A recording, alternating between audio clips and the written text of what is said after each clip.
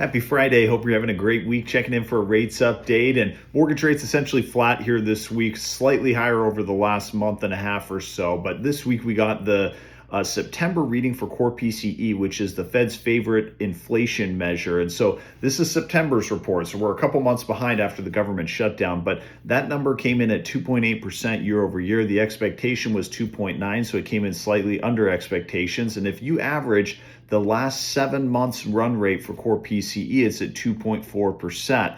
So inflation continuing to come down, and we haven't seen a bump in inflation from tariffs this year that some were fearing. So that definitely is positive for mortgage rates, thinking bigger picture. We're well off of the highs from inflation over this last cycle, which was 5.6% in September of 2022.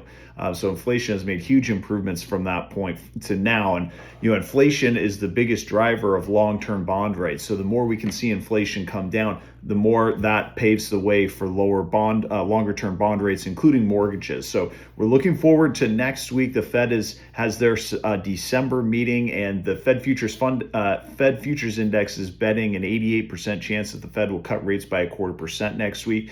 The Fed is also starting to talk a little bit about adjusting their target of 2.0% for inflation to a range, a range of, say, 1.75 to 2.5% for inflation. So if they did that, the current run rate for inflation right now would be within their target. So making progress on that front. Hope you have a great weekend. Look forward to talking to you soon.